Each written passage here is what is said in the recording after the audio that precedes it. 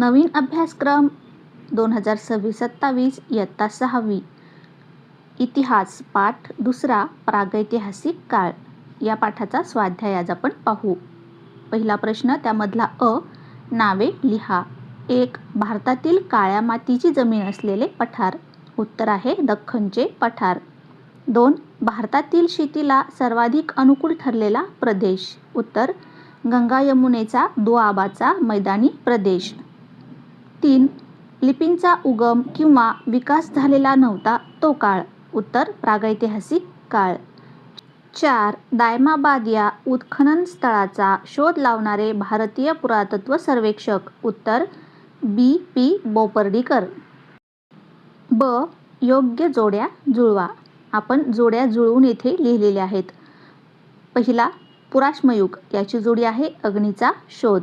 2. मध्याश्मयुग याची जोडी आहे मोठे धारदार हत्यार. 3. नवाश्मयुग याची जोडी आहे शेती तंत्रात प्रगती.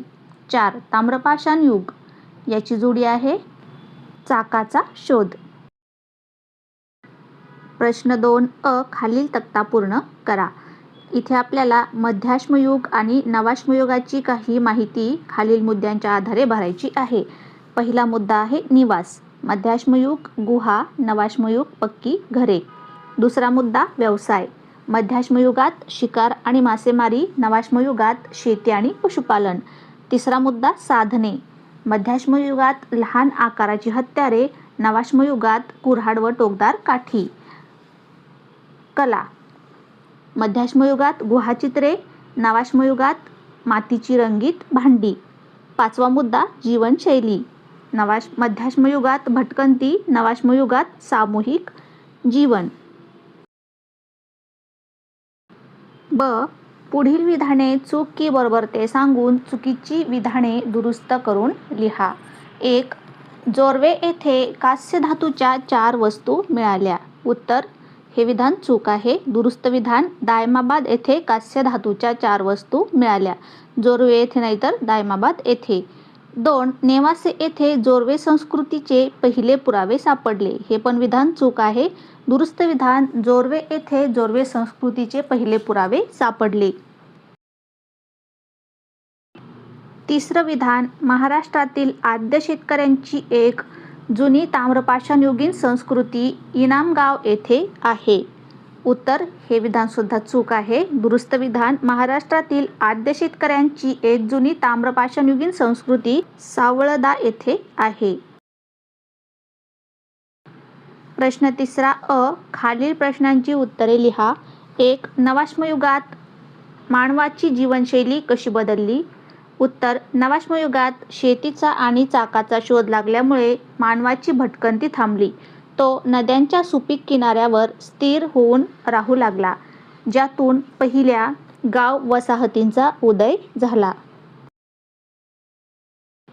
2. ताम्रपाषाण युगाची प्रमुख वैशिष्ट्ये कोणती. उत्तर या काळात मानवाने तांबे या धातूचा शोध लावला आणि तांब्यासोबत दगडाच्या हत्यारांचाही वापर सुरू ठेवला. चाकाच्या वापरामुळे दळणवळण व व्यापार वाढला आणि मातीची सुंदर रंगीत भांडी बनवण्यास सुरुवात झाली. ब. खालील युगांची प्रत्येकी 2 वैशिष्ट्ये लिहा. 1. पुराश्मयुग. उत्तर मानवाचे जीवन पूर्णपणे निसर्गावर अवलंबून होते. 2. या काळात मानवाने ओबडधोबड दगडाची हत्यारे बनवली आणि अग्नीचा शोध लावला. 2. मध्याश्मयुग. उत्तर 1. मानवाने शिकार आणि मासेमारीसाठी लहान आकाराची तीक्ष्ण व धारदार हत्यारे बनवण्यास सुरुवात केली. 2. मानवाने कुत्रा, शेळी, मेंढी या प्राण्यांना मांसळवण्यास सुरुवात केली आणि त्यांचे जीवन स्थिरतेकडे सरकू लागले. प्रश्न 4 खालील प्रश्नांची थोडक्यात उत्तरे लिहा. 1. जर नवाश्मयुगीन मानवाने शेती तंत्रज्ञान शोधले नसते तर आजचे मानवी जीवन कसे असते. कारणांसह उत्तर द्या. उत्तर जर शेतीचा शोध लागला नसता तर मानव आजही अन्नाच्या शोधात जंगलात भटकत राहिला असता. कायमस्वरूपी घरे, गावे, शहरे आणि प्रगत संस्कृती निर्माण झाली नसती. लोकसंख्या मर्यादित राहिली असती. 2. नवाश्मयुगात कोणते तंत्रज्ञान विकसित झाले ज्यामुळे मानवाचे दैनंदिन जीवन बदलले? उत्तर: नवाश्मयुगात शेतीचे तंत्रज्ञान आणि चाकाचा शोध लागला.